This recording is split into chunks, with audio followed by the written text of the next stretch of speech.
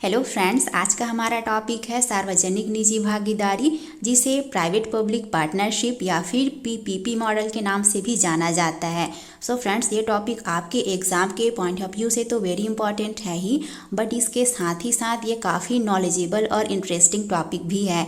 तो इस वीडियो में हम सार्वजनिक निजी भागीदारी या फिर पीपीपी मॉडल को एग्जाम्पल के थ्रू अच्छे से समझने की कोशिश करेंगे।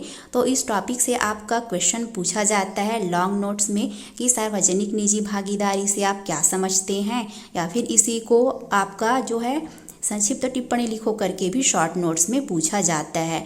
तो हम दोनों पर्सपेक्टिव से इस टॉपिक को समझने की कोशिश करेंगे। तो यहाँ पर मैं आपको बताना चाहूँगी कि अगर ये टॉपिक आपके लॉन्ग नोट्स में आ जाते हैं लगभग 15 to 16 मार्क्स का, तो आपको इस तरह से सिनॉप्सिस तैयार कर लेने हैं। तो आपको सबसे स्टार्टिंग में जो है इसका प्रस्तावना मतलब कि इंट्रोडक्शन बताना है, एंड देन आप इसका मीनिंग, डेफिनेशन, इसके जो भी शिक्षा के क्षेत्र में सार्वजनिक निजी भागीदारी की क्या उपयोगिता या फिर क्या विशेषता रही है, एंड शिक्षा में पीपीपी की जो भी विशेषताएं हैं, इससे जो भी बेनिफिट्स मिले हैं, जो भी दोष हैं, और लास्ट में आपको इसका कंक्लूजन विथ रेफरेंस के साथ बता देना है। वही जब इसको शॉर्ट नोट्स में पूछा जाता है तो आप इसमें से कुछ पॉइंट को जो है स्किप कर सकते हो। तो बिना किसी देर किए चलिए शुरू करते हैं। सो फ्रेंड्स, वीडियो स्टार्ट करने से पहले मैं इसका आपको थोड़ा सा इंट्रोडक्शन बता देती हूँ।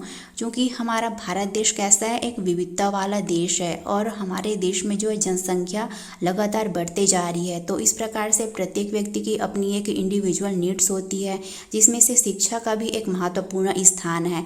तो इस प्रकार से शिक्षा के क्षेत्र में जो भी आवश्यकताएं हैं लोगों की, उसको सिर्फ सरकार के द्वारा अकेले कर पाना जो है संभव नहीं है। इसलिए सरकार के द्वारा निजी संस्थानों या फिर प्राइवेट सेक्टर की सहायता ली जा रही है।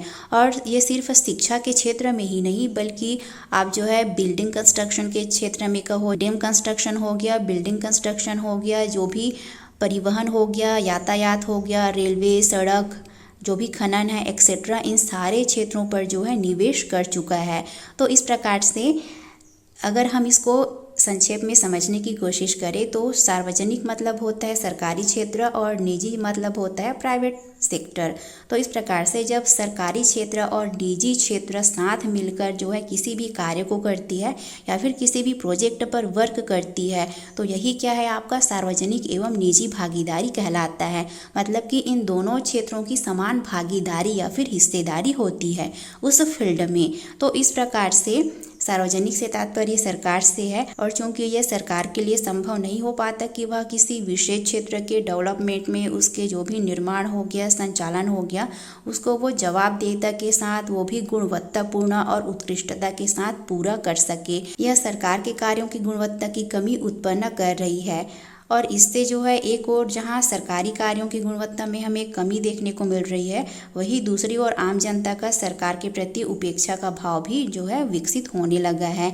लोगों का सरकार पर से विश्वास जो है उठने लगा है, क्योंकि सरकारी क्षेत्र में जो भी कार्य है वो बहुत ही ढीली रवैये के कारण, जो भी लाल फीताशाही हो गया, रिश्वतखोरी हो गया, निर्णय लेने की अक्षमता या फिर निर्णय लेने में देरी करना हो गया, तो ये बहुत सारे रीज़न है जो हमें सरकारी क्षेत्रों में विश्वास करने से जो है रोकती है। हमारा विश्वास जो है उठ जाता है। तो इस समस्या से निपटने के लिए सरकार ने सार्वजनिक और निजी भागीदारी का मॉडल तैयार किया है, जिसमें सार्वजनिक एवं निजी दोनों क्षेत्रों की भागीदारी होती है, हिस्सेदारी होती है। इसी को आपका पीपीपी मॉडल के नाम से भी जाना जाता है। तो आपके एग्ज़ाम में कभी कभी जो है पीपीपी मॉडल क्या होता है, इसके बारे में संक्षेप से बताइए करके भी पूछा जा सकता है। तो आपको इन चीज़ों के बारे में पता होना बहुत ही ज़रूरी है। अब नेक्स्ट पॉइंट है definition of public private partnership. तो टेलर महोदय के अनुसार सार्वजनिक एवं निजी भागीदारी को सरकार और निजी सेवा प्रदाता के मध्य एक प्रकार की अनुबंध या संविदा के रूप में परिभाषित किया जा सकता है। जैसे कि आप लोग सुनते हैं कि यहाँ पर इस स्कूल में संविदा भर्ती निकला है, यहाँ पर जन भागीदारी के अनुसार कार्य कराया जाता है करके। तो यही सारी चीज़ें किया है आपका पब्लिक प्राइवेट पार्टनरशिप के अंतर्गत आ जाती है, जो विशिष्ट सेवा के रूप में परिभाषित मात्रा एवं गुणवत्ता की प्राप्ति के रूप में स्वीकृत मूल्य पर निर्धारित अवधि के लिए होता है, मतलब कि एक निश्चित समय के लिए होता है। अब हम इसको एक एग्जाम्पल के थ्रू समझने की कोशिश करते हैं। मान लो कि सरकार को कहीं पर डैम बनाना है, तो उस डैम या फिर सड़क बनाने की जिम्मेदारी क्या है, वो किसी भी एक प्राइवेट संस्था को या फिर निजी संगठन को दे देती है। फिर निजी संगठन के द्वारा अपने स्वयं की लागत से क्या है, वो उस डैम या फिर सड़क का निर्माण करते हैं और वहाँ उस सड़क या फिर पुल से गुजरने वाले लोगों से क्या है, वो टैक्स के रूप में टोल टैक्स जो है लेती है। जो भी कॉन्ट्रैक्ट हुआ रहता है सरकार और निजी संगठन के बीच, तो उस निश्चित समय तक ही क्या है, वो जो है टोल टैक्स के रूप में लोगों से पैसा वसूलती है। और इस प्रकार से टाइम कंप्लीट होने के बाद वो सड़क और पुल जो है स्वतः ही सरकार की हो जाती है। तो यही क्या है, आपका प्राइवेट पब्लिक पार्टनरशिप का एक उदाहरण है। अब नेक्स्ट पॉइंट है शिक्षा के क्षेत्र में सार्वजनिक निजी भागीदारी। चूँकि तो ये जो आपका पीपीपी मॉडल है वो बहुत ही प्राचीन समय से चला आ रहा है। जैसे कि जो पहले के टाइम में क्या होता था, गुरुकुल सिस्टम होता था, जिसमें जो है राजा और राज्य के द्वारा जो गुरु हैं उनको जो है एक स्वीकृत अनुदान प्रदान कर दिया जाता था कि आप अपने गुरुकुल का संचालन कीजिए करके, आप बच्चों को पढ़ाइए करके। तो ये भी क्या है, पीपीपी मॉडल का ही एक एग्जाम्पल है। सो इस प्रकार से राज्य शासन के द्वारा विभिन्न निजी शिक्षण संस्थानों को अनुदान प्रदान किया जाता है या फिर राशि प्रदान की जाती है। सरकार के द्वारा स्वयं इन विद्यालयों का संचालन न करके उन्हें वार्षिक या फिर अन्य आधार पर एकमुश्त अनुदान प्रदान कर दिया जाता है। जैसे कि हम इसको एक एग्जाम्पल के थ्रू समझ सकते हैं।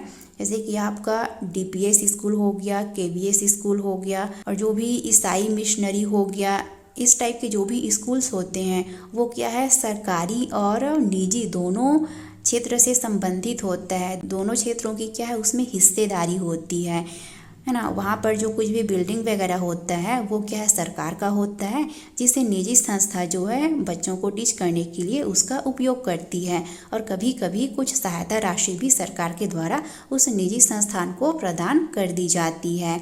और इसके साथ ही साथ निजी संस्था भी अपनी तरफ से अपनी लागत से बहुत सारी रिसोर्सेज भी प्रोवाइड करती है।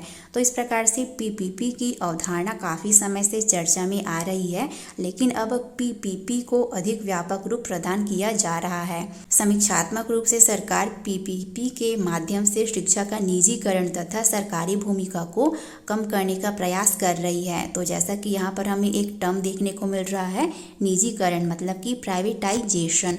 तो ये आपका जो है पीपीपी मॉडल से थोड़ा सा डिफरेंस है, बट इन दोनों में उतना ज़्यादा डिफरेंस भी नहीं है। तो यहाँ पर आपको कंफ्यूज नहीं होना है।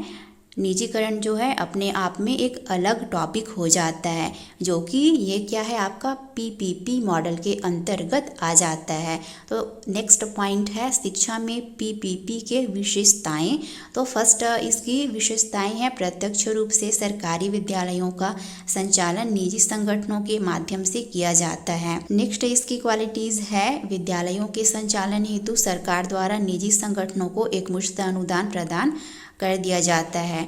सो इस प्रकार से नेक्स्ट इसकी विशेषताएं हैं, सरकारी विद्यालयों को निजी संगठन द्वारा संचालित किए जाने पर निजी संगठन के द्वारा कुछ प्रतिशत बच्चों से पूरी निर्धारित फीस दी जाती है तथा कुछ बच्चों को निःशुल्क प्रशिक्षण प्रदान किया जाता है। जैसे कि आप अपने आसपास कुछ प्राइवेट स्कूल्स देखते होंगे, तो वहाँ पर क्या है, जिनकी आर्थिक स्थिति अच्छी है तो उन बच्चों से क्या है, पूरा फीस वसूल लिया जाता है।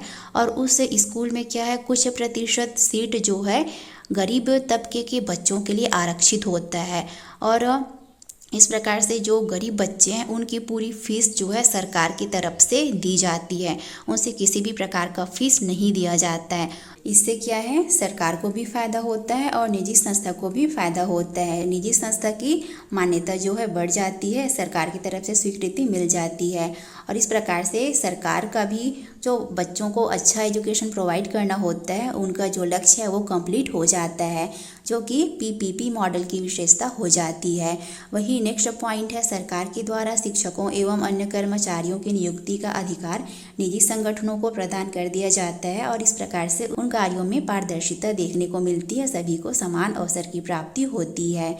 वही नेक्स्ट है, सरकार के द्वारा पीपीपी में निजी संगठनों का चुनाव पारदर्शिता के साथ किया जाता है, तो ये भी इस पॉइंट के अंतर्गत आ जाता है। वही नेक्स्ट है, निजी संगठनों के जवाबदेहिता को सरकार के द्वारा विशेष अनुबंध के द्वारा सुनिश्चित किया जाता है, क्योंकि फ्रेंड जब तक जो निजी संस्था है वो रिस्पॉन्सिबिलिटी के साथ किसी भी कार्य को पूरा कंप्लीट करके नहीं देगी, तब तक क्या है, सरकार ऐसे संस्था को मान्यता प्रदान नहीं करता है।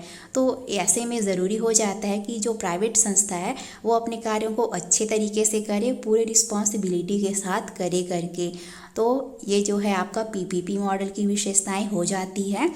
वहीं नेक्स्ट पॉइंट है शिक्षा में पीपीपी मॉडल के लाभ। तो पीपीपी मॉडल के हमें निम्न बेनिफिट्स देखने को मिलते हैं। फर्स्ट है विशेषज्ञता का लाभ, एडवांटेजेस ऑफ स्पेशलाइजेशन, क्योंकि प्रेजेंट टाइम में हम देख रहे हैं कि जो आपका डीपीएस स्कूल हो गया, डीएवी हो गया, जो भी रामकृष्ण मिशन स्कूल हो गया, ईसाई मिशनरी हो गया, इस प्रकार के बहुत सारे प्राइवेट निजी संगठन हैं जो कि बहुत कुशलता के साथ जो है कार्य कर रही है, स्कूल का संचालन कर रही है। तो इसकी विशेषज्ञता का लाभ क्या है, सरकार को मिलती है, जो कि इसकी क्वालिटीज़ या फिर बेनिफिट्स के अंतर्गत आ जाते हैं। वही नेक्स्ट है जवाबदेहिता की सुनिश्चितता। तो जैसा कि अभी जस्ट पहले हमने डिस्कस करा कि जो निजी संस्था है वो क्या पूरी रिस्पॉन्सिबिलिटी के साथ अपने कार्यों को पूरा करके देती है, तो इससे क्या है, शासन को फ़ायदा होता है, बच्चों को अच्छे से एजुकेशन, क्वालिटेटिव एजुकेशन मिलता है। वही नेक्स्ट है नामांकन दर में वृद्धि, इंक्रीज इन एनरोलमेंट रेट। तो जब निजी संस्था और सरकारी संस्था जो है साथ मिलकर कार्य करती है, तो ऐसे में क्या है, लोगों को भी उन निजी संस्था पर विश्वास होने लगता है और जो है एजुकेशन में हमें क्वालिटेटिव एजुकेशन मिलने लगता है, जिससे क्या है वहाँ पर बहुत सारे बच्चे जो है एडमिशन लेने लगते हैं और इस प्रकार से नामांकन दर में वृद्धि देखने को मिलती है। इस प्रकार से ये सारे पॉइंट शिक्षा में पीपीपी मॉडल के बेनिफिट्स के अंतर्गत आ जाती है। वही नेक्स्ट पॉइंट है राजनीतिक हस्तक्षेप में कमी, रिडक्शन इन पॉलिटिकल इंटरफेरेंस। तो हमें जब निजी संस्था जो है किसी भी प्रकार का भर्ती कराती है, चाहे वो टीचर्स की हो गई या फिर किसी भी फील्ड में हो गया, तो इससे क्या है, राजनीतिक हस्तक्षेप में हमें कमी देखने को मिलती है।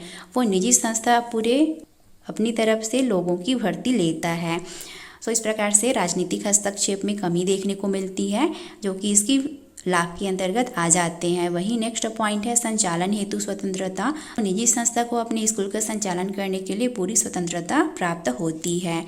वही नेक्स्ट है लाल फीताशाही का अंत, एंड ऑफ रेड टेप, मतलब कि जो हमें काम में ढीलापन दिखता है सरकारी संस्था या फिर सरकारी क्षेत्रों में, उसमें क्या है, हमें कमी देखने को मिलती है या फिर लाल फीताशाही का अंत होने लगता है। वही नेक्स्ट है विद्यालय भवनों का पूर्ण उपयोग। जो भी सरकार की तरफ से बिल्डिंग या फिर भवन का निर्माण किया जाता है, उसका क्या है, अच्छी तरह से यूटिलाइज होने लगता है।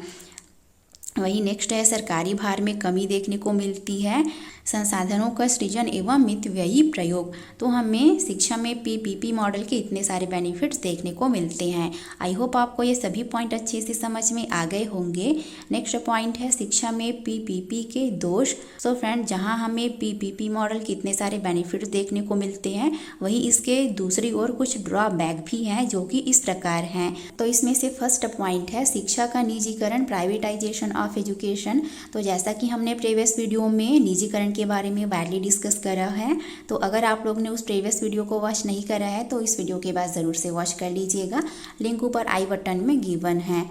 तो प्राइवेटाइजेशन इन द सेंस कि निजी क्षेत्र का निवेश हेतु प्रोत्साहित किया जाना। तो प्राइवेट संस्था जो है अपने फायदे के लिए लोगों की भलाई को नहीं देखते हैं और इस प्रकार से लोगों को इससे हानि होती है, जो कि सरकारी तंत्र की विफलता को दर्शाती है। इस प्रकार से नेक्स्ट है निम्न आय वर्गों पर आर्थिक बोझ। तो पीपीपी के माध्यम से शिक्षा जो है महंगी हो रही है। निम्न और मध्यम वर्ग के लिए शिक्षा का जो व्यय है वो आर्थिक बोझ के रूप में हमें देखने को मिल रहा है। जिन बच्चों का प्रवेश जो है सरकारी कोटे की सीट पर नहीं मिल पाता है, तो उन्हें शिक्षा के लिए क्या है, भारी भरकम मोटी फीस निजी संस्था को देनी होती है। जो कि निम्न और मध्यम वर्ग के लोग जो है उसका वहन नहीं कर पाते हैं और इस प्रकार से उन्हें आर्थिक बोझ का सामना करना पड़ता है। सो इस प्रकार से नेक्स्ट पॉइंट है निजी संगठनों के चुनाव में भ्रष्टाचार। पीपीपी मॉडल के अंतर्गत जो प्राइवेट संस्था है उसका चुनाव सरकार या फिर सरकारी एजेंसीज के माध्यम से किया जाता है। तो जो प्राइवेट संस्था है उसमें जो शिक्षण संस्था है उसका संचालन जो है व्यक्तिगत संपर्क या फिर भ्रष्टाचार के माध्यम से हमें जो है देखने को मिल रहा है ना। तो ऐसे में क्या है, जो अयोग्य प्राइवेट संगठन होता है उसको इसकी रिस्पॉन्सिबिलिटी दे दी जाती है शासन के तरफ से और इस प्रकार से निजी संगठनों के चुनाव में हमें भ्रष्टाचार देखने को मिलता है। और ऐसे में क्या है, हमें गुणवत्तापूर्ण शिक्षा जो है नहीं मिल पाती है। तो हम ये कल्पना भी नहीं कर सकते हैं कि हमें गुणवत्तापूर्ण शिक्षा मिल जाएगी करके, जो कि इसके ड्रॉबैक के अंतर्गत आ जाते हैं। वही नेक्स्ट है भाई भतीजावाद देखने को मिलता है। जो भी अपने आपसी रिश्तेदार होते हैं, परिवार के लोग होते हैं, उनको जो है वहाँ पर एंट्री दे दी जाती है, कार्य दे दिया जाता है और जो भी योग्य व्यक्ति होते हैं वो इससे क्या है वंचित हो जाते हैं, जो कि पीपीपी मॉडल के ड्रॉबैक के अंतर्गत आ जाती है। वही नेक्स्ट पॉइंट है सरकार का अप्रत्यक्ष हस्तक्षेप। सो फ्रेंड, जो प्राइवेट संस्था होता है वहाँ पर सरकार का हस्तक्षेप होने के कारण उनको पूर्ण स्वतंत्रता नहीं मिल पाती है और इस प्रकार से वो उनके कार्य क्षमता में, प्राइवेट संस्था की कार्य क्षमता में हमें कमी देखने को मिलती है, जो कि शिक्षा में पीपीपी के दोष के अंतर्गत आ जाती है। सो आई होप आपको ये सभी पॉइंट अच्छे से समझ में आ गए होंगे। वही नेक्स्ट पॉइंट है मुनाफाखोरी, प्रॉफिटरिंग। ये गवर्नमेंट नहीं रहेगा। तो जो प्राइवेट संस्था है वो अपने फ़ायदे के चक्कर में जो है जो भी अयोग्य व्यक्ति होते हैं उनको वो कम फीस पर अपने स्कूल में रख लेते हैं या फिर जो भी अदर फील्ड है उसमें वो काम पे रख लेते हैं और उनसे वो कम फीस पर जो है अपने कार्य को करवाती है, अपने फ़ायदे को देखती है और इससे क्या है लोगों का नुकसान होता है। तो इस प्रकार से पीपीपी मॉडल के थ्रू मुनाफाखोरी देखने को मिलती है, जो कि इसके ड्रॉबैक के अंतर्गत आ जाती है। सो इस प्रकार से इन पॉइंट्स को भी आप अपने वर्ड में डील कर सकते हो, जैसे कि आपका सरकारी यहाँ पर मिस्टेक है, ये सरकारी अक्षमता रहेगा। वही नेक्स्ट है सरकार का जिम्मेदारी से भागना, उचित मूल्यांकन का अभाव देखने को मिलता है। जो भी पूंजीपतियों का प्रवेश होता है, जो भी आर्थिक रूप से संपन्न व्यक्ति हैं वो अपनी मनमानी करने लगते हैं। सो इस प्रकार से ये सारे चीज़ें जो है हमें पीपीपी मॉडल के ड्रॉबैक के रूप में देखने को मिलते हैं। तो इस टॉपिक का कंक्लूज़न ये निकलता है कि जो सरकारी एजेंसीज़ है उनके द्वारा भाई भतीजावाद से बचना चाहिए।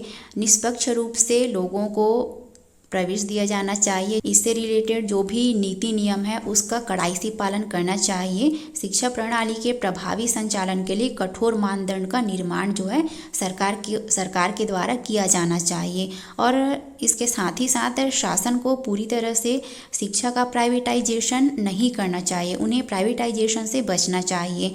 ना लाभ और ना ही हानि की अवधारणा, इस पर शिक्षा में पीपीपी को कार्य करना चाहिए। सो इसका PDF आपको टेलीग्राम चैनल B.Ed मंत्रास में मिल जाएगा, जिसका लिंक वीडियो के नीचे डिस्क्रिप्शन बॉक्स में गिवन है, तो उसे आप वहां जाकर ज्वाइन कर सकते हो। और ये वीडियो आपके लिए यूज़फुल रही हो तो इसे ज़रूर से लाइक करें, अपने दोस्तों के साथ शेयर करें और चैनल पर पहली बार आए हो तो सब्सक्राइब करके बेल आइकन को प्रेस कर लेना, ताकि इस तरह के कॉन्टेंट आप तक ईजिली पहुँच सके। Thanks for watching.